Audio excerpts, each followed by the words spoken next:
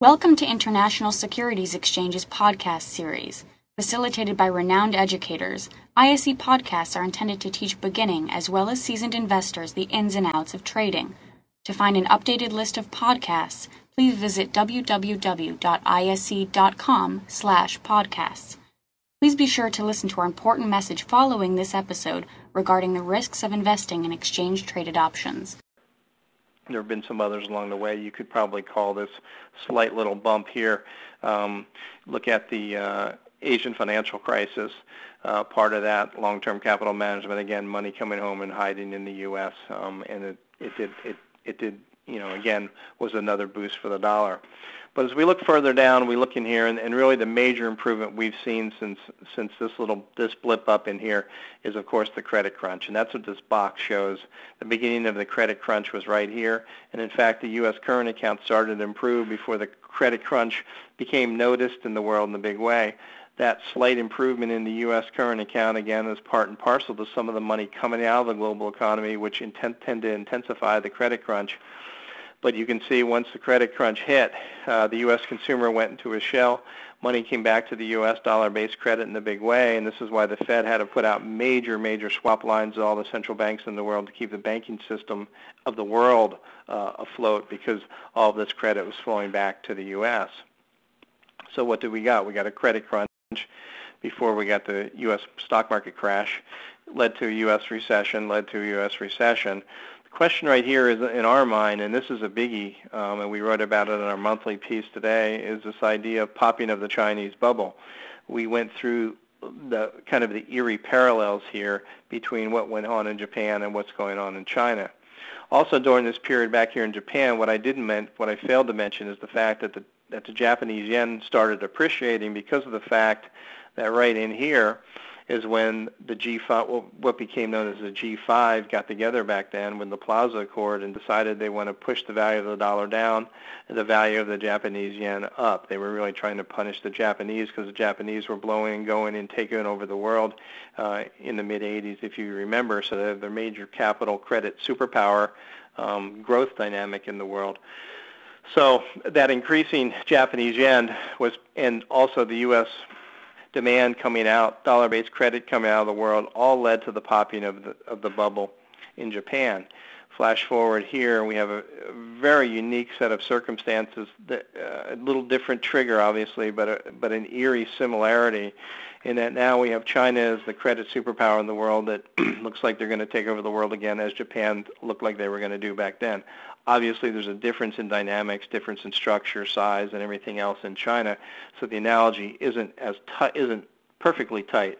But I think it's something that we have to be wide open to happening. So this credit crunch, the U.S. consumer went in the shell, dollar-based credit rushed home, and initially we saw just a crushing of exports, of the export sector all over Asia because of this improvement in the U.S. current account. And it's put a lot of pressure on China, and that's why the government has come in and put about a third to a half of its GDP.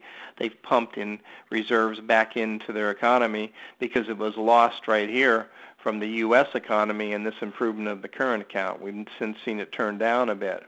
Now, part of our dollar story is this trigger here was a big turnaround for the U.S. dollar and change of dynamics.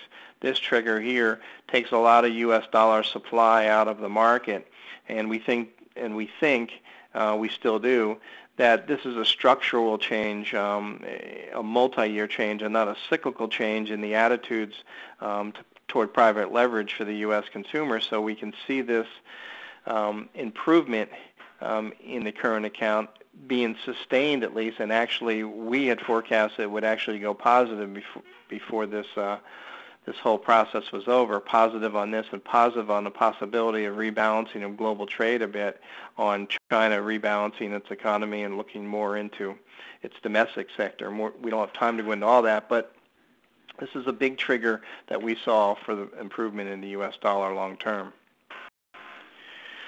Second point was yield differential. We had seen the yield differential in the U.S. dollar, and I should have had the chart in here, but I forgot to pop it on, and I just thought of it.